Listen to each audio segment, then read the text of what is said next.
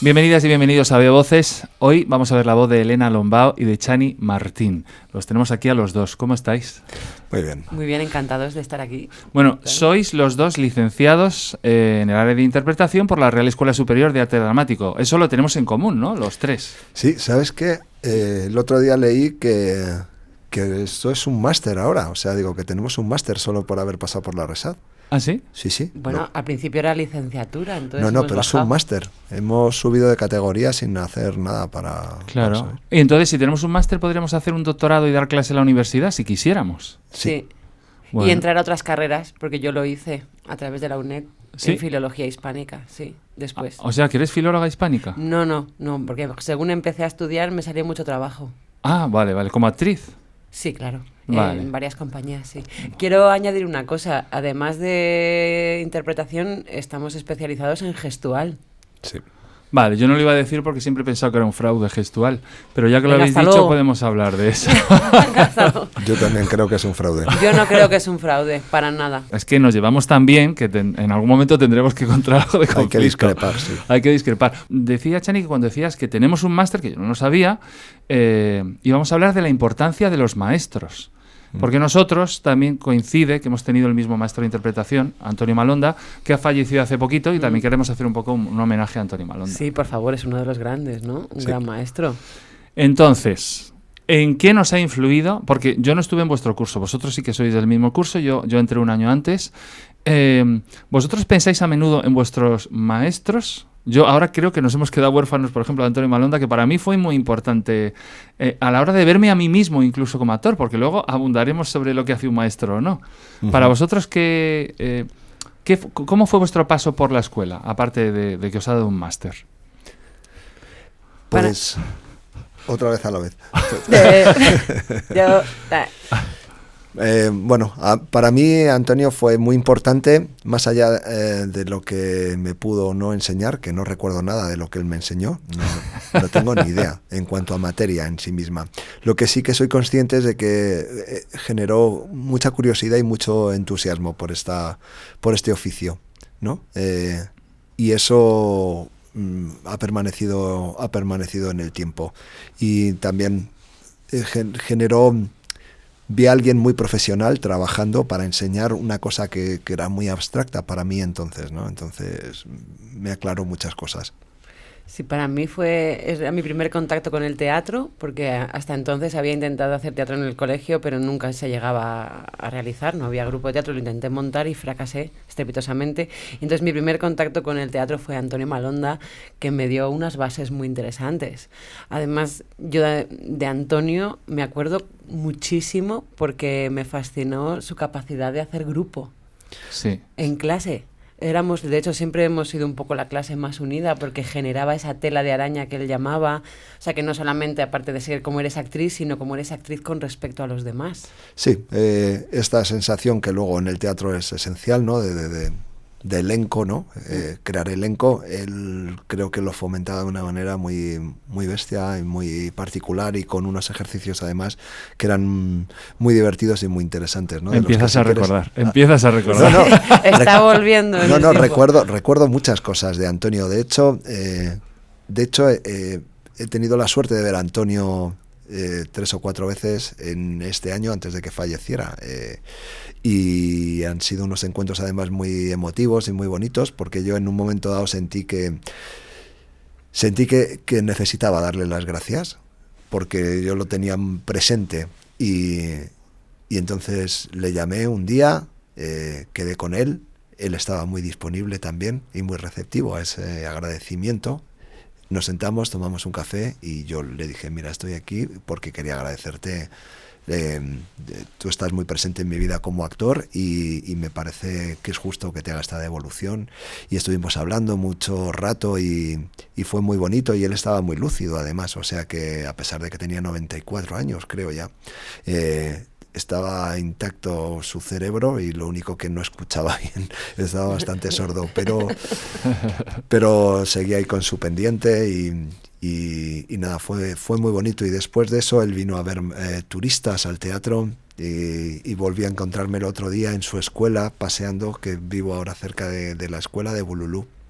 Claro. Y él estaba en la puerta a las 11 de la noche esperando para entrar a ver Antígona de los alumnos de la escuela. O sea que era un tipo, no sé, yo le tengo en uno de los, no sé, en un lugar de mucho amor, la verdad. Sí. ¿Cómo nos influye un maestro? Porque cuando, por ejemplo, Elena, tú hablabas que tenía mucha habilidad para crear grupo, yo siempre decía que tenía mucha habilidad para crear secta. O sea, yo siempre he pensado que éramos una secta. Ni siquiera sentía superioridad hacia el resto de las clases. Sentía, o sea, que no existía el resto de las clases. O desprecio absoluto, ¿no? Por lo que estuvieran haciendo. Todos los que teníamos un profe guay teníamos la sensación de estar en la secta correcta, pero vamos. Sí, Claro. porque también había gente que sufría mucho con sus maestros. Sí, es verdad. No vamos a dar nombres, ¿no? O si queréis darlos vosotros, que sois más valientes. Ah, yo no, yo en eso no. Yo soy súper políticamente correcta. Yo paso. Sí, no, Yo yo paso. no quiero hacer daño a nadie y sobre No. todo porque creo que también yo que me considero un malonder, como el grupo de WhatsApp que tenemos nosotros, también creo que hay cosas en las que me ha frenado su forma de ver, yo creerle tanto a Antonio Malonda, yo le creí mucho a pies juntillas y había una cosa que me gustaba mucho de los grupos de Malonda y es que él no le importaba tanto el talento que tuviéramos, que es una cosa que me llamó la atención desde el primer día de clase y que creo que es una cosa que podemos hablar de un buen maestro, no se fija tanto en el talento que puedas o no tener, sino en el recorrido que puedes tener con él o dentro del grupo, ¿no? Sí, para mí eso también es fruto de la experiencia, es decir, el talento es algo que aparece y desaparece a lo largo de la carrera de un actor. Entonces, alguien que al principio parece que es la hostia, luego no lo es, y alguien que parece que no lo es, pues luego a lo mejor sí que florece, ¿no? Y eso pasa, puede pasar varias veces a lo largo de una carrera. Qué bonito. No, Sí. es verdad, Me con deja lo cual a mí me habla de la experiencia de Antonio, de decir, bueno, pues quizás no estés en un momento en el que tengas toda la luz que puedes desarrollar, pero yo tengo que proporcionarte las herramientas para que eso se desarrolle, ¿no? Totalmente, claro. Yo reconozco que también estaba muy tierna, ¿no? Estaba recién salida de que sale de COU, ¿no? De COU. Estaba recién salida de COU y no me enteraba de nada. Estaba fascinada allí con la gente más mayor que yo y preguntabais mucho, teníais conversaciones en las que yo me perdía, pero estaba fascinada. Pero a la vez sentía que estaba sentando unas bases muy, muy potentes con Antonio. Y es verdad lo que dices, que no lo había pensado, no era una cuestión de talento, era una cuestión de ir creando estructuras, de cómo era crear ambientes, cómo era crear emociones, cómo era trabajar objetos, cómo era inventar e imaginar, porque eso lo potenciaba un montón. Pero volviendo a la figura del maestro, o sea, mira, aquí es para hacer un check, ¿no? O sea, ¿qué tiene un buen maestro? Pues un buen maestro no discrimina. Yo después tuve otro que sí que discriminaba y que sí que usaba mal su poder. Y eso es muy peligroso también, porque en lugar de crear, pues destruyes. Y creo que eso es lo único que no puede hacer un maestro, destruir a quien tiene enfrente, porque está en un lugar de poder. Qué interesante. Esto me recuerda a otro maestro que tuve después también, que destruía así, porque además me acuerdo una vez que le dije, me gustaría para esta guerrera, tenía que hacer una guerrera y tal, le dije, me gustaría encontrarle matices al personaje, ¿no? Para que no sea fuerza, porque como de mí además siempre tiran tanto de potencia, y me miró, se rió y me dijo, ¿tú qué quieres hacer, Julieta? Y le dije, ¿crees que yo no podría hacer Julieta? Hizo, no, se rió y se fue. Y yo desde entonces dije, voy a hacer Julieta. Hombre, claro. Por supuesto. ¿Hiciste Julieta al final? No, pero lo haré. Pero Ah. yo voy a esperar a ser un poco más mayor. A mí una cosa que me gustaba de Antonio Malonda también, que yo descubrí con él, que él primero nos hacía llevar un cuaderno de observación. Teníamos que observar la vida cotidiana de los demás como testigos y inventar un poco el antes y el después de ese momento que estábamos observando. Entonces, de repente descubrí, porque yo siempre he sido como muy fan de todo lo extraordinario, ¿no? De que todo fuera extraordinario. Me descubrió lo extraordinario, ya sé que es un cliché, de lo cotidiano, de lo pequeñito, de imaginar. Decía, creo, Dostoyevsky, que no hay persona mediocre, sino observador mediocre. Y ahí es donde yo dije, hostia, es verdad. De repente hay un mundo. Y eso es una cosa que Malonda me reconcilió con todo lo cotidiano, con todo lo pequeño, con todo lo ordinario. Y como maestro incluso me servía mucho como actor, porque hablaba también de en los momentos en los que no pasa nada, También hay poesía, él hablaba mucho de los actos poéticos, no sé si os acordáis. Sí, sí. Sí. Recuerdo todos estos ejercicios. Los ¿no? actos. Los actos, el acto sublimado, el acto desplazado, el acto poético era uno. Sí. Es que, y que eso los observábamos en la calle también. Sí. Que son, bueno, para explicar un poco, que son esas acciones que enriquecen un texto o una puesta en escena o una interpretación, le dan cotidianidad y le dan humanidad, que son esos actos que vienen de la parte emocional psicológica. Sí, o sea, sobre todo creo que el sentido de estos ejercicios era que uno cobrara punto de vista, ¿no? Es decir, cuál es tu punto de vista, y ahí sí que creo que manipulaba un poco. Es decir, él corregía esos ejercicios y te hablaba de tu evolución dentro de ese ejercicio, y lo que estaba haciendo en el fondo era colocar el punto de vista del actor ahí. ¿Qué pasa antes y qué pasa después de una escena? ¿Qué le ha pasado a este personaje antes de que empezara a hablar y qué le pasa entre esta escena y la siguiente, ¿no? Que eso sí que es un trabajo que los actores o algunos hacen o hacemos, ¿no? Y además en un trabajo de gran esfuerzo, porque le entregábamos 2 cuadernos semanales, 15 alumnos, es decir, y corregía, y te venían las faltas de ortografía, que yo tenía muchas, te venían corregidas, o sea que lo leía de una manera pormenorizada, y siempre te anotaba lo que él había observado de tu observación, ¿no? Y eso era un regalo, una devolución tremenda, ¿no? Que a mí me... Era brutal. Y en la parte de atrás del cuaderno le podías poner pequeñas dudas o preguntas es verdad. Que a veces nada tenían que ver con la clase, a lo mejor tenías una curiosidad, un algo, y yo tuve conversaciones muy bonitas con él ahí, porque además como mujer muy joven pues también estaba madurando, y fue un buen guía. Y aparte de esto que estáis comentando, el hecho del antes y el después de la escena, a mí me enseñó a escuchar, porque yo, aunque soy un actor que escucha, siempre propone y quiere llevar la voz cantante, las escenas y las improvisaciones. Me acuerdo que él me paró los pies en el primer ejercicio. Y con los cuadernos, de repente el hecho de poder estar callado, escuchar a ver qué estaba haciendo el otro sin yo tener la necesidad de proponer, o sea, el centro del mundo, que es algo hacia lo que yo tendía en el escenario, porque yo sabía que yo conectaba con el público. Yo empecé a hacer teatro muy pequeñito, a los 11 años, no sé si lo sabes, entré en un grupo y desde ahí nunca dejé de hacer teatro. Entonces, cuando yo llegué a la escuela, tenía un montón de herramientas para que el otro se interesara por lo que estuviera viendo. Eso no significa que tuviera ni verdades ni que fuera interesante, pero sí eran bastantes tics que funcionaban. O sea, yo me acuerdo de la primera improvisación que había que no estaba funcionando mucho con Malonda, y como estaba apoyada contra la pared, hice así, me di un golpe, la gente se rió, eso típico de... Y entonces paró la improvisación, dijo, no quiero en este año que nadie se vuelva a reír contigo en una escena. Que fue algo a lo que obedecí. Y de lo que me arrepiento de haber obedecido.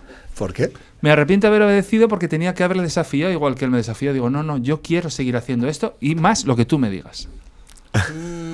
Sí, no es interesante, porque efectivamente si tienes un talento no bloquearlo, porque a lo mejor eso te podría haber dejado un poco tarado. Sí, lo que pasa es que un profesor también es responsable no solo de lo que le pasa a ese alumno, sino de lo que significa lo que le pasa a ese alumno para todos los demás. Sí, eso es verdad. Es decir, que... Joder, es que este cabrón ha venido sembrado Chani. muchos aforismos. El Chani.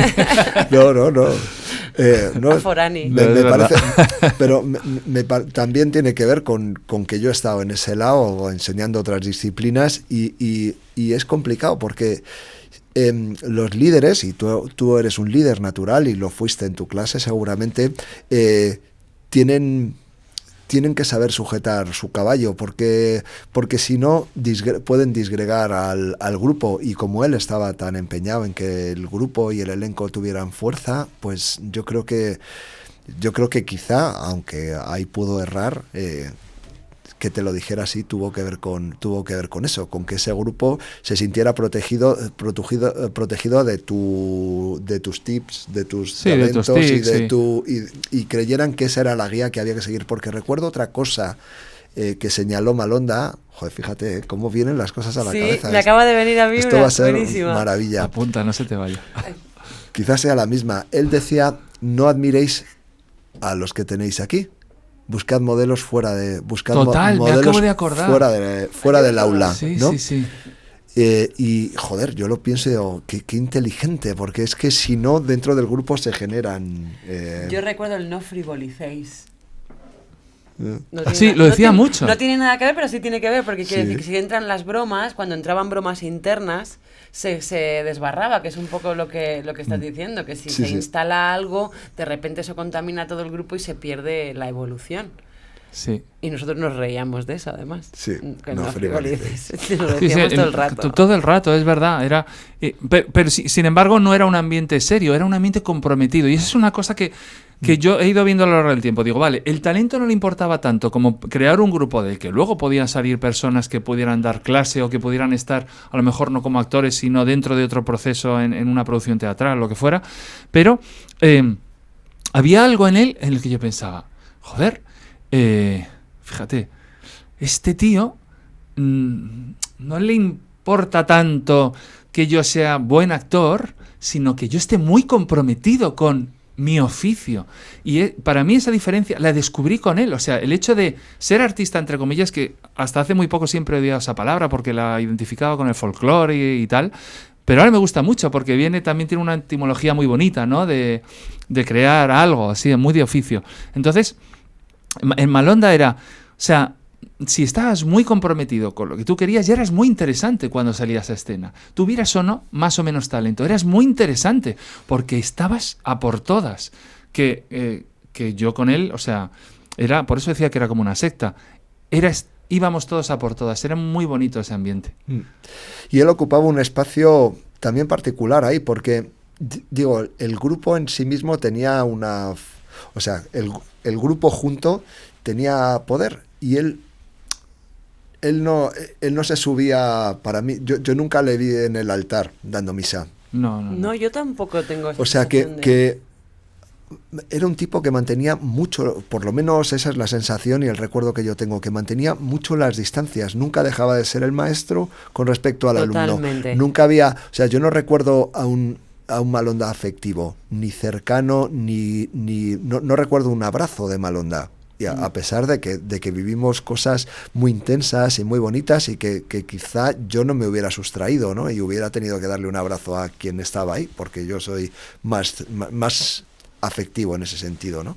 Y él siempre mantenía la distancia, verdad, y creo que siempre no es arbitrario, que lo hacía que lo hacía... Es más fácil ayudar a alguien si mantienes esa lejanía o ese respeto o esos roles que si estás implicado íntimamente, ¿no? Pues sí, y sobre todo la sensación de que yo quería llegar a él. Sí. No me dejaba del todo. Querías que te me quisiera, hacía querer sí. más. Y más que me quisiera porque yo sabía que era de sus favoritos, pero también porque uno ve, de alguna razón, y eso es mentira lo que estoy diciendo. Yo siempre me quise ver como su favorito y lo conseguí. Claro. Eso es otra cosa, porque él me decía, aparte de no te admires y tal, yo decía que quiero parecer el favorito de él y conseguí que yo verme así, pero en el fondo sabía que no. De hecho, él tuvo unas conmigo brutales. O sea, tuvo 2 o 3 muy fuertes. Pero vosotros sí. no, sigue. Porque... No, nosotros es que vivimos una cosa muy particular, o yo la viví de una manera muy particular con Antonio, y es que nosotros estuvimos 2 años con él. Y luego, como estábamos en gestual y su apuesta por el gestual era un gestual, o sea, era un actor que pudiera hablar. Y no apostaba por el gestual como no pueden purista, hablar, sino claro. El actor, o sea, es gestual. Él no porque quería él mimos. partía del cuerpo para luego crear la emoción. Bueno, él decía... O de la acción. El mercado que hay ahí afuera es un mercado en el que nadie va a comprar a un actor que no sepa hablar, entonces tenéis que saber hablar, aunque nuestro punto de partida sea físico, ¿no? Uh-huh. Nosotros le tuvimos 2 años y a los 2 años se fue a otra clase a enseñar y creó exactamente el mismo elenco con la misma fuerza. Pero ahí hubo algo celos que me moría. Sí, y hubo algo de la escuela que es lo que hablábamos antes de descontentos, hubo un poco de movimiento interno y entonces a Malonda lo llevaron al otro lado, pero era una cuestión, él tenía con nosotros un plan de 4 años. Sí. Claro. Y entonces ese año, después del segundo, decidió que como no iba a poder aportarnos lo que tenía preparado, que quien quisiera quedarse después del curso, nos quedamos Julio, no sé si tú te quedaste, hicimos Val, ¿no? Hicimos Val, sí. Y entonces en 1 mes y medio nos hizo un poco un resumen de lo que íbamos a aprender al año siguiente con él, el naturalismo, y era una obra de texto, y eso nos lo brindó porque sabía que nos dejaba cojos. Era un break. Claro, qué bueno. Sí. Sí, no, yo le tuve los 3 años y luego en el montaje me fui, porque una cosa que sí creo él en mí es la sensación de que yo podía, y muchos de nosotros podíamos hacer un grupo y podíamos contar nuestras propias historias, y ahí podemos enganzar un poquito con nosotros, con cómo vosotros dos tenéis vuestras propias bandas, os escribís vuestras propias cosas, y aparte que no he dicho que tú has sido profesor de karate y tú has sido entrenadora de piragüismo. Entrenadora de kayak polo. De kayak polo, increíble. Vale, yo he dado mucha clase también, he dado clase de literatura dramática y me ha hecho mejor escritor, porque tenía que estar a la altura de lo que contaba y de lo que les pedía a ellos. Además, me gusta mucho, que eso no me lo has hablado, el maestro. El maestro, en el fondo, siempre se dice que es alguien frustrado en su profesión. Yo estoy totalmente en desacuerdo. Totalmente. Bueno, es un talento el saber enseñar y el saber guiar para que alguien aprenda. Me parece uno de los talentos menos valorados en... Es verdad. No, de hecho... Sí. O sea, digo, supongo que sí que habrá gente que como no han... O sea, que han escogido ese camino descartando el que querían de verdad, pero que tiene vocación de enseñar y se dedica a ello. Creo que además hace un sacrificio enorme, porque enseñar creo que es una cosa que desgasta, o sea, que alimenta mucho, pero también desgasta mucho. Yo acabé harto de dar clases de karate y de hecho dejé de darlas porque sentí que ya no estaba entregando lo que merecían esos chavales que estaban ahí mirándome, entonces. Totalmente. Claro. Bueno, y hablando de karate, tú antes has hablado de los actos sublimados y de cómo con actos, porque estaban los sublimados, los indecisos, desplazados.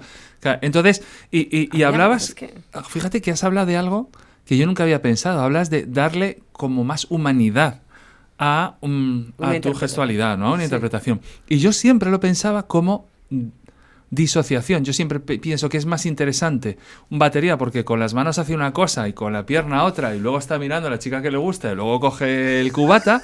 Siempre pensaba, no puedo dejar de mirar al que hace eso. Yeah. Y yo no pensaba nunca en la humanidad ni en la emoción, pensaba, así soy más interesante porque estoy disociando, estoy haciendo...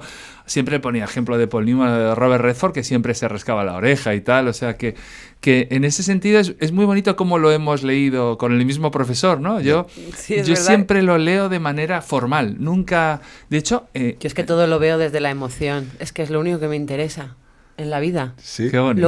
Lo único, que cada vez más, ni actualidad ni nada, ¿no? ¿Qué sentimos, cómo nos afecta y a dónde vamos? Claro.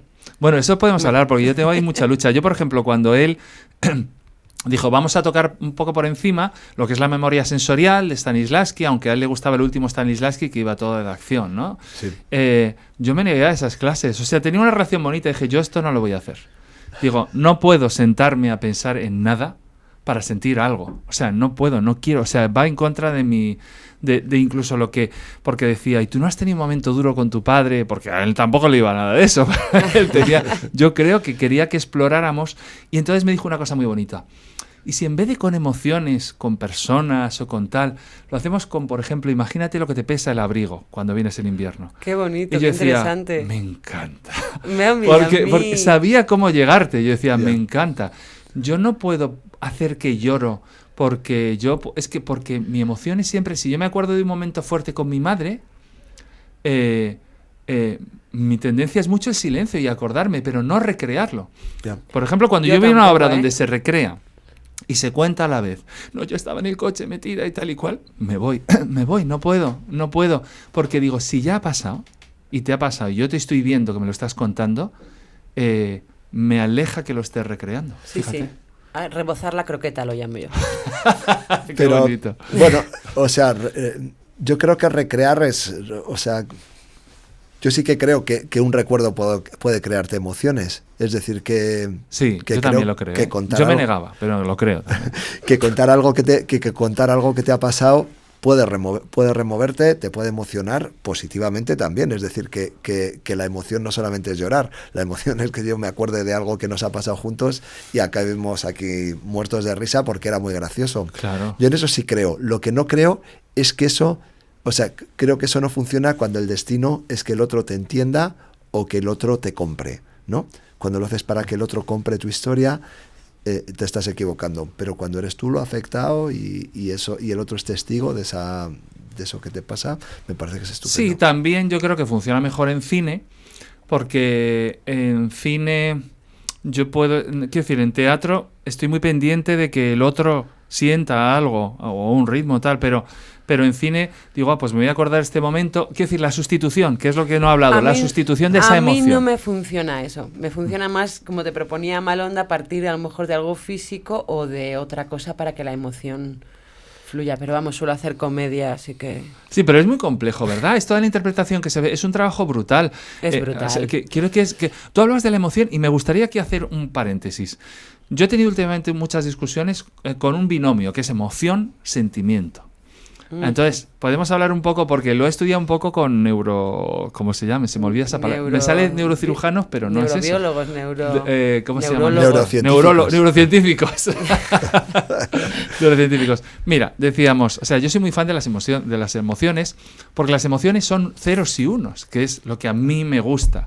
O sea, tengo hambre, no quiero ir, me apetece verles, no me apetece, entonces son ceros y unos. No hay narrativa en la emoción. O sea, las emociones, según los neurocientíficos, es la historia que le pones tú porque las emociones son constantes en el ser humano. Sí. Entonces, ¿qué historia le das tú a todas estas emociones? ¿Qué interpretación, no? ¿Qué interpretación le das? ¿Qué narrativa? ¿Qué mito le pones? Porque en el fondo puede ser... Total. Joder, todo el rato tengo hambre. Entonces, seguro que me pasa algo malo. Claro, ¿y qué pasa? Que cuando hay narrativas que heredamos sobre ciertas emociones, nosotros las perpetuamos. Sí. Entonces, por eso yo sí que estoy muy atento a mis sentimientos, que son el cuentito que le doy a mis emociones. Y me niego a la mayoría de las narrativas que hay desde pequeño. Yo digo, esto no es un drama. Me da igual lo que estés diciendo ahora, me da igual estos gritos, esto no es un drama. O sea, y me gustaría que habláramos de cómo eso incluso influye en los estilos de interpretación. Mira, no sé si te voy a responder o me voy a ir por peteneras, pero me ha venido esto. A veces, cuando tú estás interpretando, cuando tú lo vas creando, es la situación o el monólogo tal, hay una emoción clara que emociona o que divierte, funciona, ¿no? Y vas ensayando, vas desarrollando un texto. Cuando lo llevas hecho muchas veces, esa emoción ya no está. Pero tú sabes reproducirlo. Ajá, sí. Y entonces tú puedes hacer el mismo texto, emocionar a la gente desde el mismo punto y tú por dentro no estar para nada en esa emoción. ¿Eso os ha pasado? Sí, claro. Pues eso. Me encanta. Quiero decir que la emoción, o sea, para transmitir emoción no tienes por qué sentirla tampoco. Puede ser un punto de partida de trabajo, de investigación, de qué es lo que quieres hacer, pero llega un momento en el que para transmitirlo no tienes que sentirlo. Bueno, pero la estás creando como las catas de karate. Quiero decir, si yo estoy utilizando la voz, el cuerpo, me estoy poniendo de perfil, alguien ha puesto una luz que te cagas y tal, aunque yo en ese momento no esté recreando esa atmósfera, porque eso, para mí, la diferencia es que recreas atmósfera. Es como que tú... crear ambiente. Claro, sí. Creas un ambiente, pero tú siempre estás emocionando, que viene de movimiento, ¿no? Emocionando. Entonces estás utilizando el texto, el ritmo, tu postura, tu sitio en el espacio. O sea, es que yo soy muy fan de todo lo binario en ese sentido para que luego se cree una narrativa. Pero yo creo que los sentimientos son muy peligrosos porque Imanol trabajaba muy bien con las emociones, que es el 0 y el 1. ¿Te le quieres follar o no te le quieres follar? Yo me acuerdo de alguno de los que, bueno, esto se puede malinterpretar porque he puesto un ejemplo extremo, pero uno de los ejercicios que hacíamos era el del filete, que no sé si vosotros hacíais, que había... Sí, me suena. Sí, era... ¿Cómo era? Pues tú pones a alguien en el suelo, que es un filete, tú eres un perro hambriento, 4 o 5 perros hambrientos, tienes que comértele el filete y que los otros no se lo coman, porque tienes que los otros no se coman tu filete y comerte el filete sin hacer daño al actor que está en el suelo. Eso era súper emocionante. Eso no me acuerdo. Porque tú tenías que no hacer daño al que estaba sin moverse, hacer daño sin hacer daño a los que querían comerse tu filete y el espectador tiene que pensar, hostia, lo que está pasando aquí, sin hacer daño a ninguno de los demás. Es verdad, el control. El control, claro, la consciencia. Yo me pierdo un poco con todo esto siempre. Pero voy a tratar de formular cuál es mi punto de vista sobre esto. O sea, para mí las emociones generan sentimientos, es decir, el cúmulo de llamadas que uno tiene diciendo siento hambre, Sí. le puede provocar el sentimiento de Eso tener es. un gran enfado. Por ejemplo, hay gente que se enfada mucho cuando tiene hambre. Tal, hay otra gente que se le baja la energía y se le empobrece la mirada. Ya está. Digo, Sí, pero sigue siendo una emoción ese enfado. ¿Cómo cuentas tú ese enfado? Es lo que dicen que son los sentimientos. Vale, pero el cúmulo de llamadas de este tipo genera un sentimiento que digamos que es el hilo que Sí. junta todos esos. Eso es verdad. Entonces, para mí, el actor, la actriz, el director, la directora generan signos que ha de entender el público, y es en este generar signos donde se crea esta confusión, donde se va a los tópicos, o si se indaga un poco más, dices, bueno, es que ¿tienes hambre? Claro. Has tenido 20 llamadas de hambre y digo, ¿eso dónde te lleva? Porque digo que las reacciones, los sentimientos pueden ser muchos, diferentes. Entonces, para mí, cuando una interpretación es buena es cuando esos sentimientos no están en el... No son el típico, o sea, no El es cliché, ¿no? el cliché, lo primero que uno piensa que debes sentir porque se le ha muerto la madre. O sea, hay gente a la muy que se le interesante, muere la sí. madre. Eso es. Y de Dejarte sorprender por lo que claro, que eso dónde lleva. y eso no le lleva, o sea, se muere mi madre y eso no me lleva al llanto. Claro, eso define actores que son más orgánicos o que trabajan más de la verdad, o los que ya saben, hay actores que van a lo que va a funcionar y lo hacen muy bien. Pero Claro. está bien, digo, además luego el arte del actor es reproducir algo que inventó en un momento, que sintió en un Totalmente. momento y que tiene que tiene que hacer 300 veces y hace 300 funciones. Entonces, esa es una gran dificultad. Y ahí generas un signo en el que a veces te viene el sentimiento y otras veces sabes hacer entender al público qué es lo que qué es lo que siente el personaje.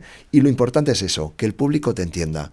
Es decir, a mí me da igual si tú lloras por dentro, si te lo estás inventando, si estás pensando en un bocadillo o si realmente estás recordando a tu madre muerta. Me da igual lo que haga el actor para que El, actor el público se conmueva más que te Eso entienda. es. Es muy fácil que te entienda, pero Eso que es. se conmueva, ¿no? Que entre en mucho mejor. Paco sí. Azorín dice que tiene que llorar el espectador, no el actor. Claro, es. Sobre todo por la tendencia esta natural de... Bueno, o cuando el actor también. A mí Malonda me Sí, encantaba, sí. y así volvemos a él, me encantaba en esto, porque me parece que Malonda no enseñaba una técnica. No, Te para ense- nada. te Eso me enseñaba- encantaba. Te enseñaba que hay miles de maneras de Sí. llegar al mismo sitio y te invitaba a que tú encontraras tu camino. Y a mí eso me maravilla, porque eso habla de que todas las técnicas que hay súper cerradas, lo que son es discriminatorias. Hay gente que encaja en eso y entonces de repente funcionan muy bien. Pero todo el que no, y es que no funcionar dentro de una técnica te puede descartar siendo un buen actor. Totalmente. Totalmente. Jo, Sí, sí. Chani, qué bien. De hecho, yo quería Qué bien. retomar un ejemplo. Oye, Elena. En El Padrino 2, fijaos la fuerza que tiene un actor de lo que estamos hablando. En El Padrino 2, cuando hace de Corleone Robert De Niro, hay un momento en el que un vecino dice, por favor, guárdame esto, y le mete en la bañera como una manta con cosas dentro. Entonces, Robert De Niro, cuando lo abre, él lo abre y hace así.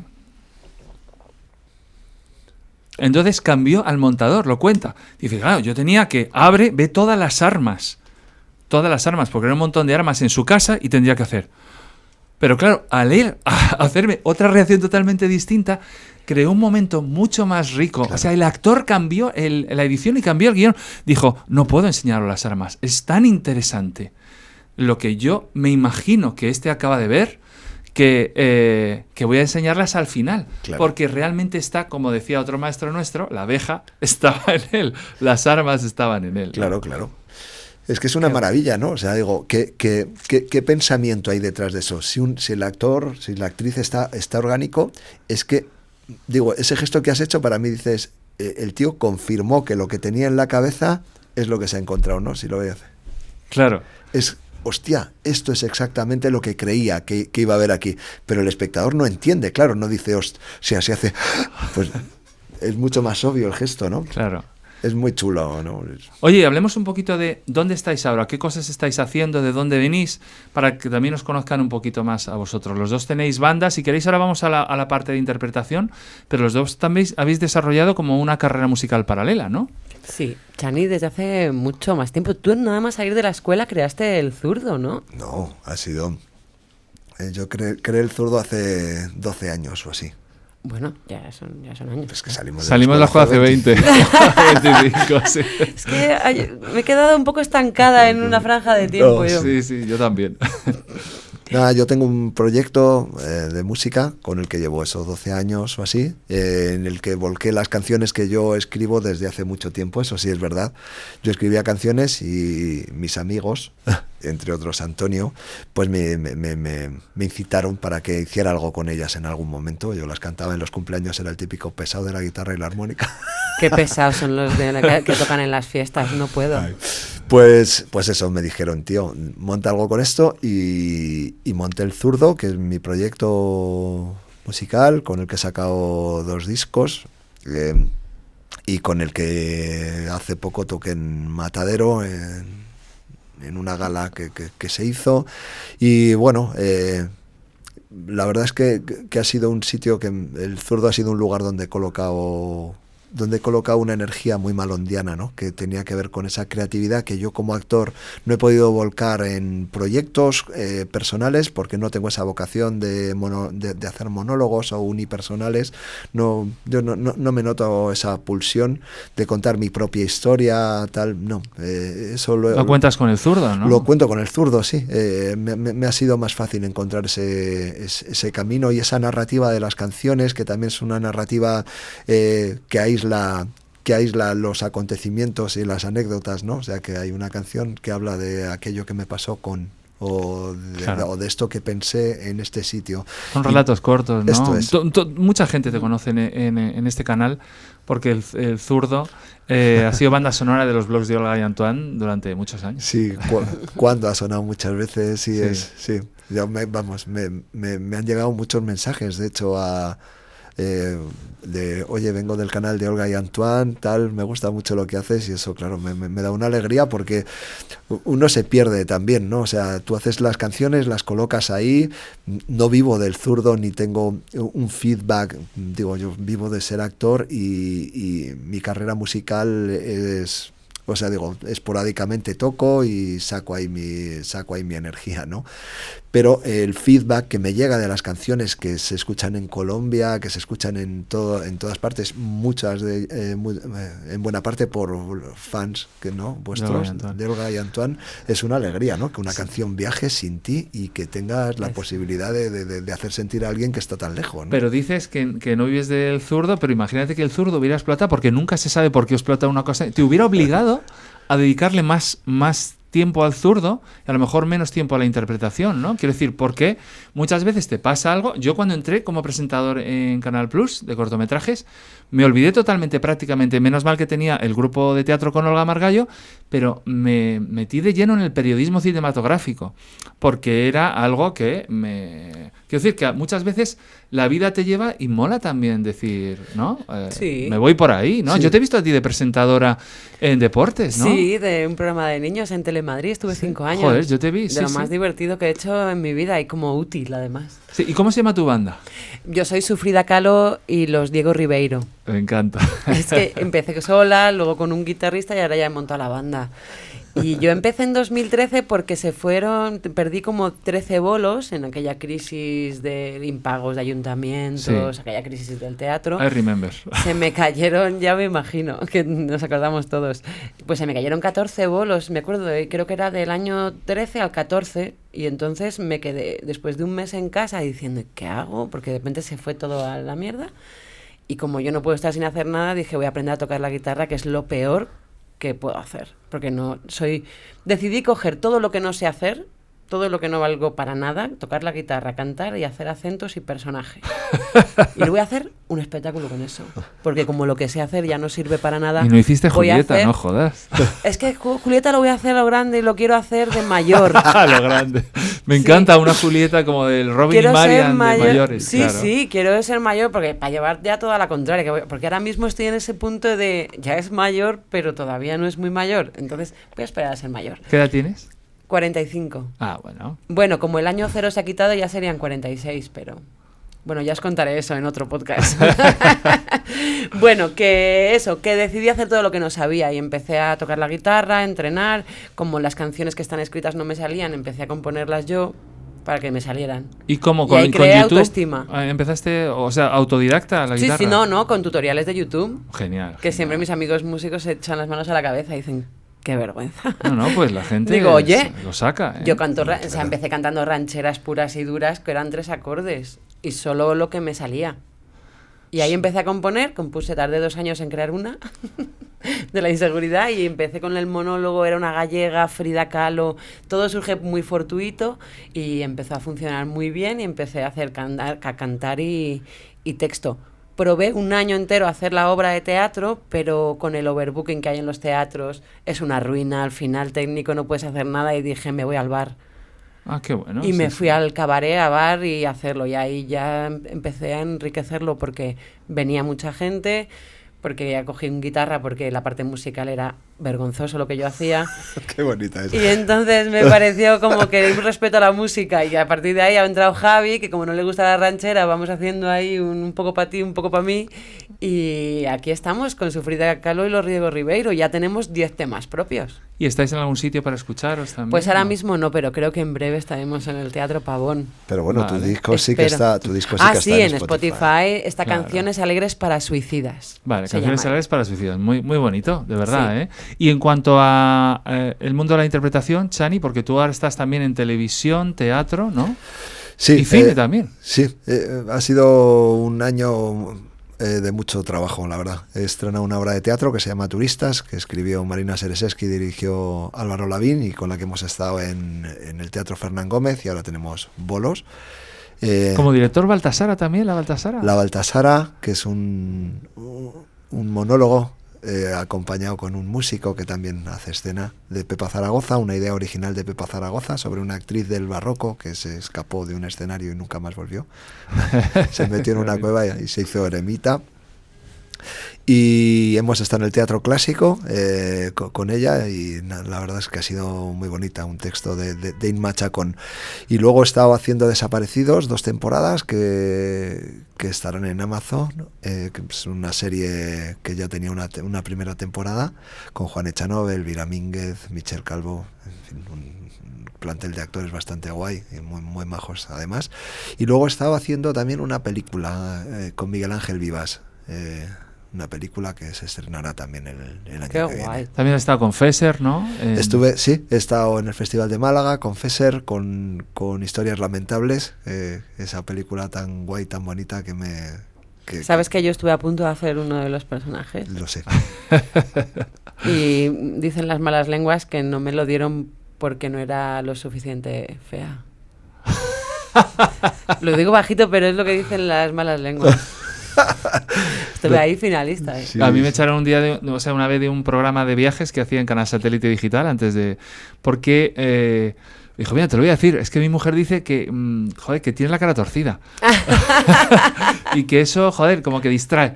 Luego estuve años y años, estuve 14 años de presentador con la cara. Es verdad que tengo asimetría facial, tengo un poco la mordida en un lado y tal.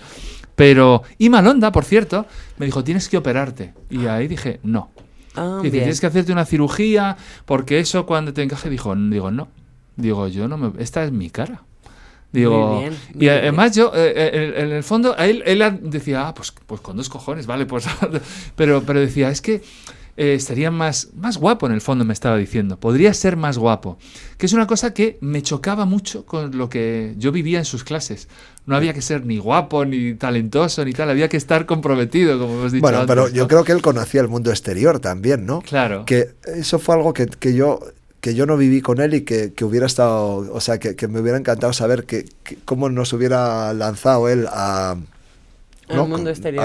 Al mundo exterior. Estoy seguro que lo hubiera hecho con mejor gusto que con quien estuvimos. Bueno, también el mundo exterior no tiene nada que ver con el mundo interior.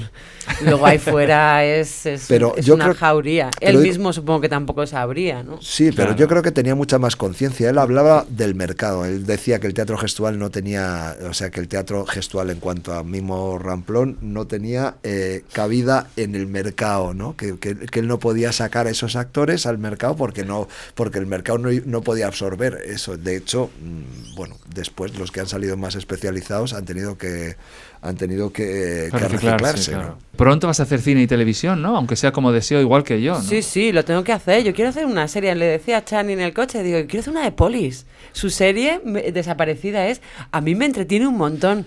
Que luego la gente puede opinar más o menos sobre la serie. A mí me entretiene, me lo pasé pipa en la primera y tengo muchas ganas de ver la segunda y la tercera. Y Chani está fantástico. Yo, perdón, no las he visto, pero porque tengo tan poco tiempo, estoy siempre con series que no son españolas, que eso me tengo que fustigar porque tengo que poner más al día. Yo me veo todo lo que se hace en España. Pues hacer de equipo.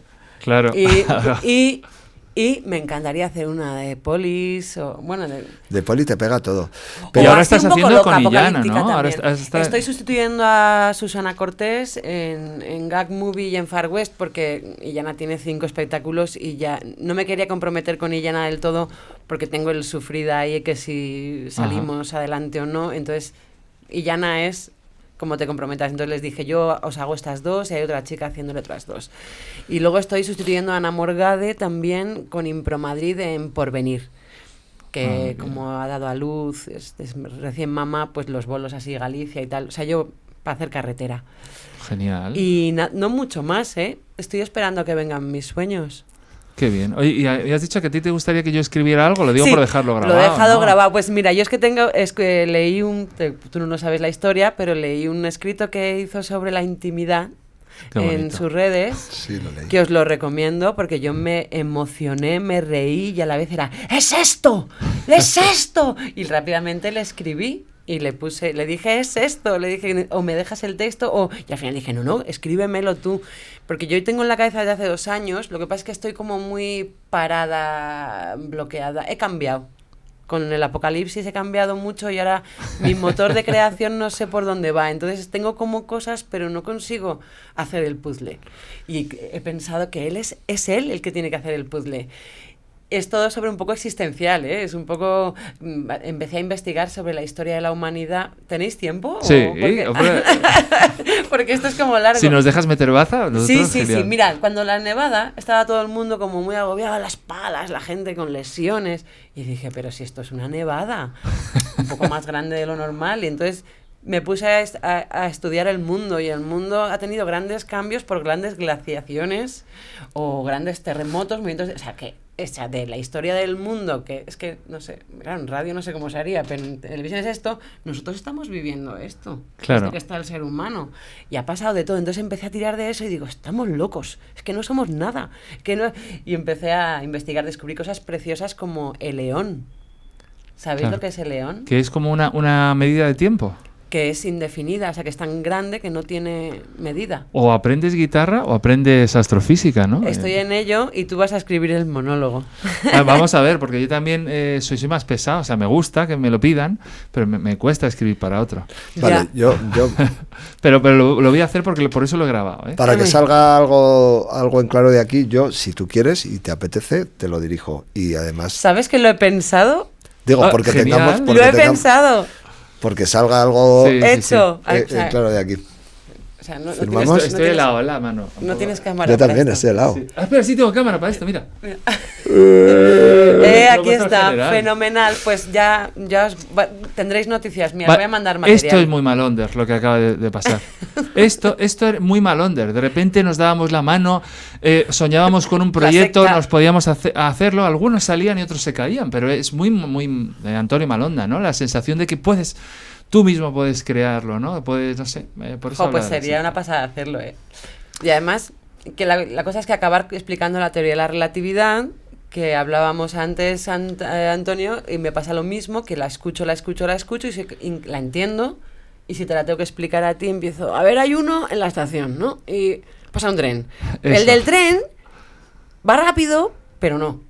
Porque el tiempo, bueno, Claro, sí, Pues me sí. mira, pierdo con los ejemplos. Yo me parece, digo, yo siempre he creído que el teatro debería, que cuando sale algo del teatro material que uno se lleva es cojonudo. Es decir, si alguien cocina un potaje y te lo comes, pues dices, mira, esto que hemos aprovechado ya, ¿no? Pues de aquí, si yo logro entender o aproximarme a la teoría de la relatividad, ya me doy por pagado. Pues Yo esa ese parte sería tengo el claro que la objetivo. voy a cortar. Sí, ¿Cuál? La teoría de la relatividad. ¿La vas a La cortar? voy a cortar. La voy a escribir, pero tengo claro que la vamos a cortar o la vamos a transformar en algo, ¿sabes? en algo ¡Qué más, fuerte! más No, teatral, porque ¿vale? sí, pero puede ser explicarla. Puede Tenía ser el hilo conductor, una ¿no? idea, tenía que explicarla físicamente o de una manera. Ah, eso es muy bonito. ¿Cómo ¿Qué? se te nota que has estado gestual? ¿Cómo se nota? Que, hombre, es que hay muchas cosas bonitas que hacer. A lo Hombre, mejor que podemos dicen hacer al más. personaje que está en el tren y al que está en la estación, y que sea la historia de uno que está en una estación y otro que va en un tren, y al final decimos, ¿veis? Pues esto era la teoría El tiempo- de la relatividad. Hay conceptos muy bonitos que yo, dentro de mi romanticismo exacerbado, los tengo. Por ejemplo, ¿sabéis que la luz no tiene materia? Ajá. No tiene materia. No tiene, y no se detiene, porque si se detiene desaparecería. Nosotros tenemos materia y si consiguiésemos, a medida que cogemos velocidad, vamos perdiendo materia para convertirlo en energía. Cuanto más rápido vayas, Estás desapareciendo poco a poco, ¿no? menos materia. Pero la luz es onda y partícula al mismo tiempo. Bueno, yo no te sé discutir. Yo te digo lo que Pero memorizo. no estoy seguro, ¿eh? Lo No que estoy memorizo. seguro. O lo de los átomos que para juntarse tienen que perder materia Sí. para convertirlo en energía para que se puedan unir. Eso es muy bonito. Eso es muy bonito. Es muy bonito, es muy bonito. Es sí, muy sí. bonito. ¿Con quién Bueno, te tenemos juntas? materia, ¿eh? Tenemos materia para hacer. O sea, tú lo diriges. Yo os voy a mandar yo- cosas, si tú lo escribes Vale. y... Y tú la interpretas. Vamos, pero hacemos un proceso en el que todos, ¿no? Me Que hay algunas canciones y tal, ¿no? O sea, Claro, claro. Vamos a ver, ojalá. Es que- Bueno, tengo aquí unas citas porque anoche no me podía dormir y entonces y me gustaría hablar con Elena y con Chani de esto. Y es que cuando yo empecé con Antonio Malonda, porque ya nos acercamos al final del podcast, Muy bien. y de la importancia de los maestros, yo estaba leyendo al mismo tiempo, porque me lo mandó Miguel Medina, El nacimiento de la tragedia de Nietzsche. Y entonces me pareció que secretamente Nietzsche era Malonda. Entonces, todo lo que leía era lo que pasaba en mi clase, o lo que yo mismo interpretaba de lo que estaba pasando en clase. Entonces, para ver si algo suena a vosotros, y también para hacer un rollo pedante. Bueno, me lo voy a saltar y voy a volver a ello. Eso es muy teatral. Pero esto ya veréis qué bonito. Buf. Vale, solo. ¿Estoy yo? No. Ahora estoy en plano. Miro a cámara. Solo como fenómeno estético está justificada la existencia del mundo. Uf. Esto lo escribe Nietzsche en El nacimiento de la tragedia y yo con Malonda solo vivía eso. Todo tenía que ser fenómeno estético. De hecho, entraba en lo que yo llamaba trance lírico, que salía a la calle después de su clase, veía una lata de Coca-Cola, era de Fanta además, en el suelo y pasaba agua por debajo y me parecía una cosa súper hermosa que me hacía como llorar. Y de hecho él me avisó, eso me pasó ya casi en segundo, me avisó. En primero nos dijo, si sale bien esta clase, cuando veáis una mariposa volar, os vais a emocionar. Que es muy bonito porque hizo como una profecía autocumplida. Nosotros buscábamos que todo nos emocionara, que fuera bello. Eso es ¿no? muy fuerte porque eso me pasa a mí constantemente y no probablemente viene de ahí. Pero yo no era consciente que eso estaba entrando en mi cerebro.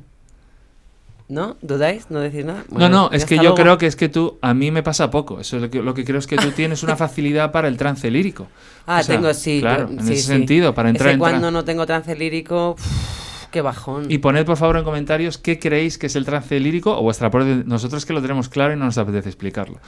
Luego, otra de las frases, porque he visto a Chai reflexionando, él está ahí armando Hombre, su argumento. sí. Decía también Nietzsche, un dios artista, completamente amoral, sin moral, que es lo que más odio. En la narrativa y tal, odio los puntos de vista morales, porque quiero que el espectador sea... Y desprovisto de escrúpulos que tanto en el construir como en el destruir, en el bien como en el mal, lo que quiere es darse cuenta de su placer y su soberanía idénticos mientras crea. Un dios artista que crea mundos, se desembaraza de la necesidad implicada en la plenitud y en la sobreplenitud, esto no lo entiendo, del sufrimiento, de la antítesis en él acumuladas. Esto último lo entiendo mucho. Sobre plenitud.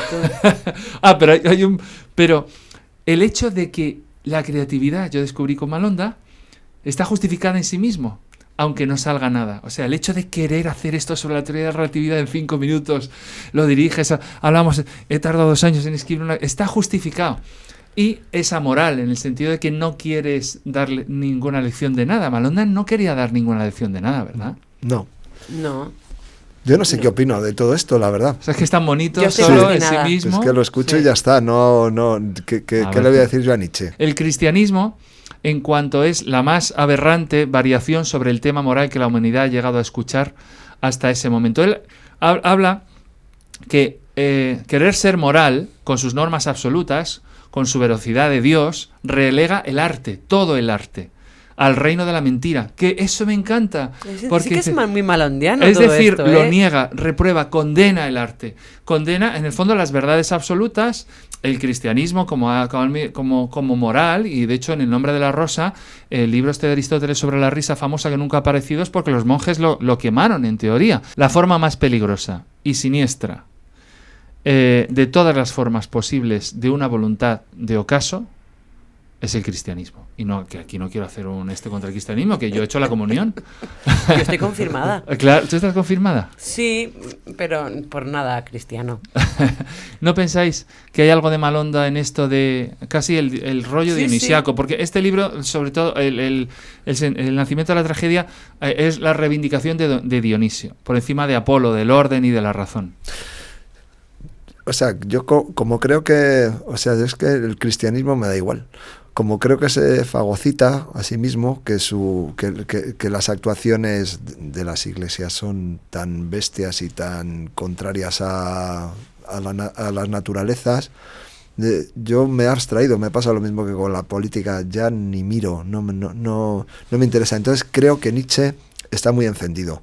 Claro, de hecho él lo dice en el prólogo, dice... Con respecto al cristianismo. Claro, dice, y no me extraña, No me extraña que seguramente tenía muchas motivaciones, pero seguramente gracias también a él y a otros que han escrito estas cosas, el mundo ha ido tendiendo hacia donde naturalmente debemos estar, que es en un lugar de libertad, donde la moral no tenga esta...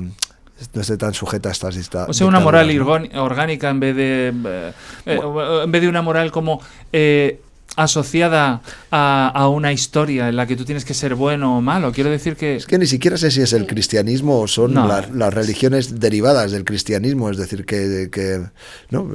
Fue el otro día que me enteré que del cristianismo derivan muchas religiones, el catolicismo, que es en la que nosotros nos hemos criado, y hay otras. Pero yo supongo que en su raíz el cristianismo es cojonudo, es decir, que genera un decálogo, un decálogo de normas para que no nos matemos, para que no nos robemos. Que ahí viene decente, del decálogo.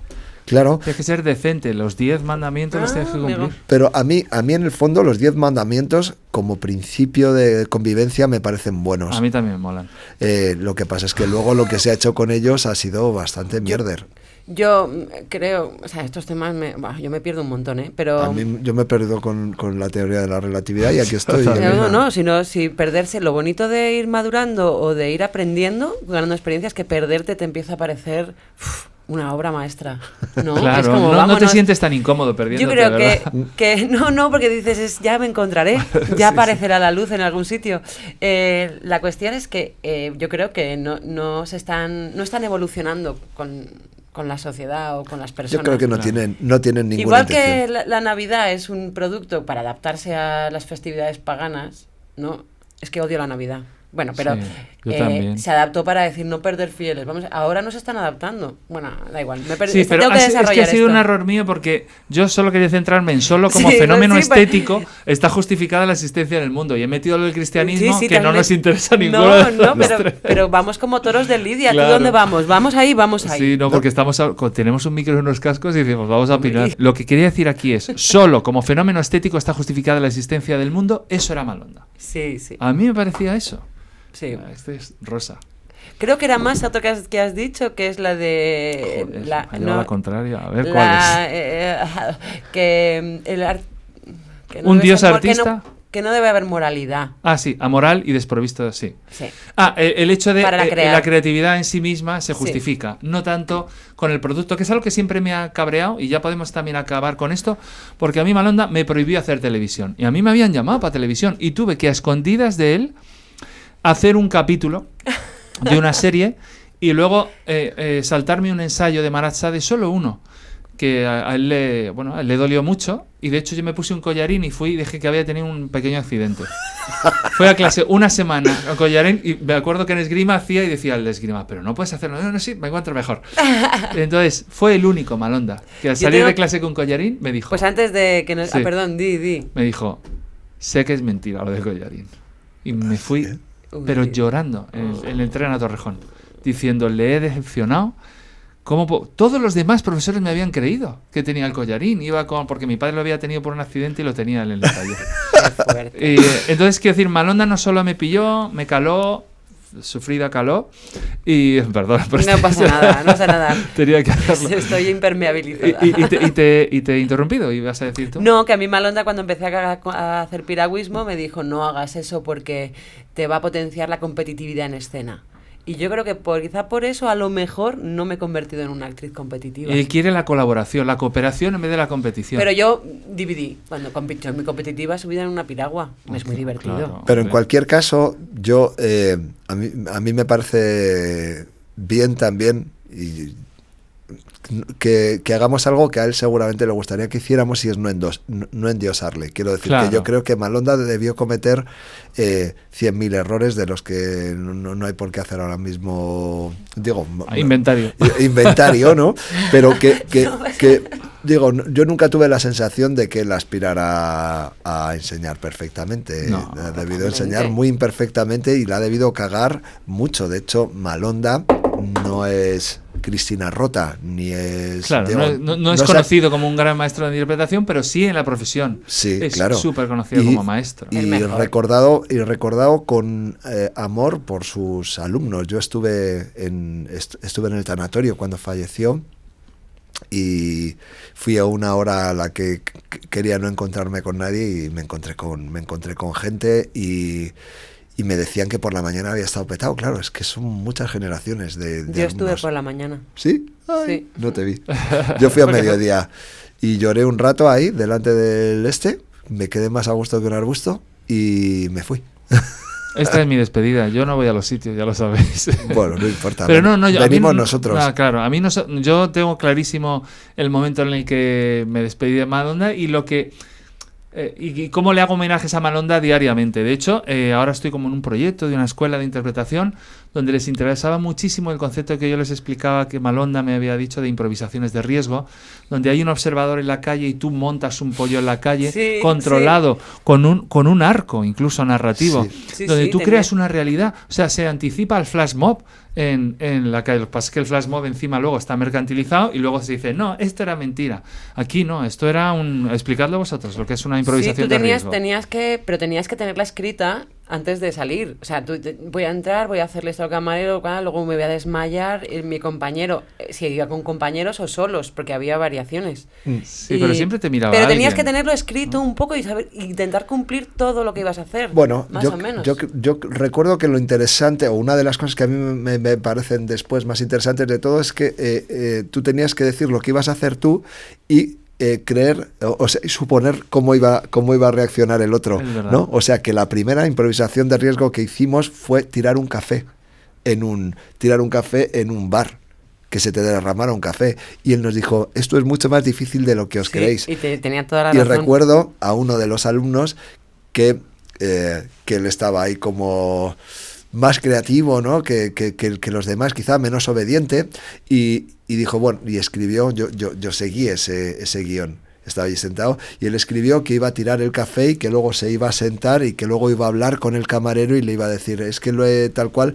Entonces tiró el café, se sentó en el suelo y el camarero lo agarró.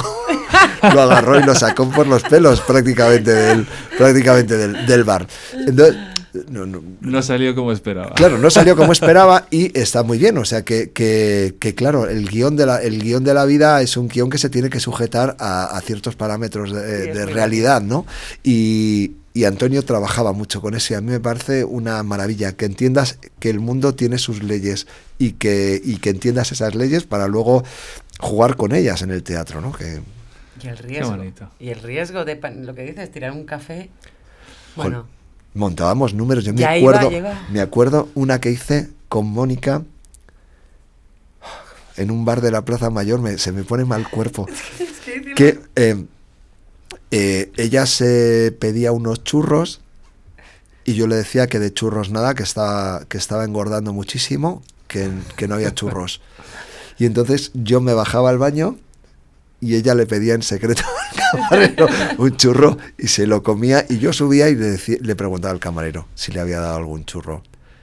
Y el camarero, lo que supusimos era que iba a decir que no y que iba a defenderla. Y se cumplió el pronóstico. Y eso que, claro, una vez se había cumplido que le había dicho que no, ya pude estirar ahí y decir, no me estarás mintiendo, que no se ha comido ningún churro de ese plato, tal. O sea que fue muy bestia y jolín, o sea, es muy mucha adrenalina en esas. Una emoción muy bestia, y es enfrentarte desde la ficción a la realidad directamente, ¿no? Totalmente. Sí, Crear una ficción dentro de la realidad sin que la realidad se percate, es maravilloso. Para un actor, en el fondo también estábamos creando actores para Inocente. Yo me acuerdo que sí, Inocente era es eso. una manera de trivializar. Yo creo que luego hice un Inocente y no. No te salió tan bien. No salió tan bien. Sí.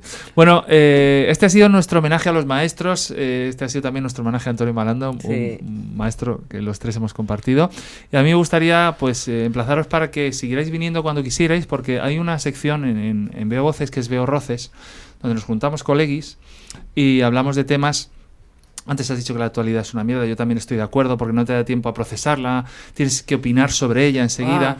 Pero en el Ver Roces podríamos charlar sobre cosas que nos preocupan de manera despreocupada, que pueden ser polémicas para los demás, y reírnos un poco, ¿no? Porque hice como un pilotillo de eso y me gusta mucho, y yo creo que nos podemos seguir viendo ahora que vamos a hacer una obra de teatro juntos. Yo estoy encantada. Podemos aprovecharlo. Cuenta conmigo, ¿no? Entonces, no sé, muchísimas gracias de verdad por venir, Elena y Chani. Me lo he pasado muy bien. Hemos recordado cosas que yo no recordaba que tenía dentro. Y a mí me han venido muchísimas imágenes, pero que no daba cabida para todo. No me quiero ir sin decir que la primera obra que vimos, el primer año que llegamos nosotros, fue Torrijas de Cerdo. Sí. Joder. En la sala, en el aula, tu obra. Claro. Que habías terminado ¿Y sabéis por qué esa obra viene de Malonda? Porque nosotros terminamos y entonces todos deciden que Malonda les dirija un espectáculo de Shakespeare. Y Malonda les dice que no, que lo hagamos nosotros. ¿Por qué no escribe algo Antonio? Que había escrito que puñeta maleta, que era una chorrada, que tal y cual.